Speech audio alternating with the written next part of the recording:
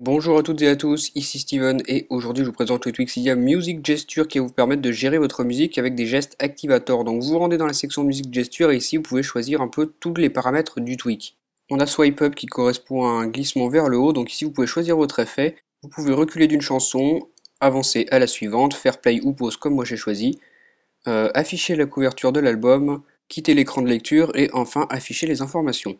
Pour l'action Swipe Down, donc, qui est un glissement vers le bas, vous voyez qu'on a les mêmes options, donc toujours ces options que je vous ai présentées juste avant. Donc je vais vous montrer ce que ça donne, on va se rendre dans l'application musique, et je vais vous montrer un peu comment on peut contrôler notre musique en utilisant des gestes multitâches. Donc je vais lancer une musique, on va prendre celle-ci, et là vous allez voir que lorsque je glisse mon doigt vers le haut, comme ceci, voilà, la musique se met en pause.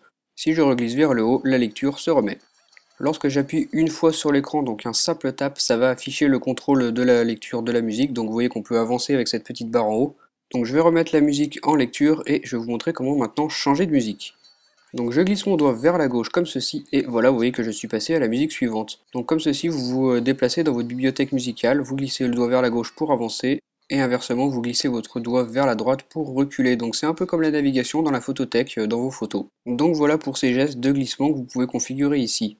On a aussi le support des tapes, donc un appui simple, un appui double, un pincement, donc je vais vous montrer ce que ça fait. Moi je vous voyez que j'ai assigné des actions, donc on va se rendre dans la musique, on va regarder ce que ça donne ces gestes de tapement, de pincement.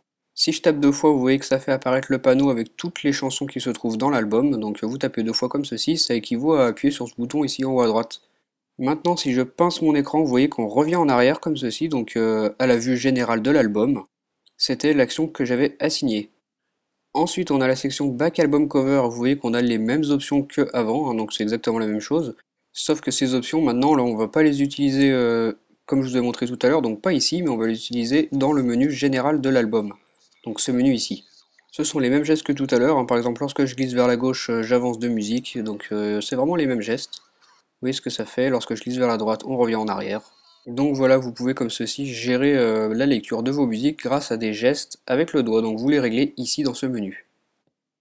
Le Tweak Music Gestures est disponible gratuitement sur Cydia, sur la source de Big Boss. Il est compatible avec iOS 4 et iOS 5 et il va vous permettre, comme je vous l'ai montré, de gérer avec des gestes de doigts la lecture de votre musique. Donc dites-moi ce que vous avez pensé de ce tweak via les commentaires. Moi je vous dis à très bientôt pour une nouvelle vidéo. Salut!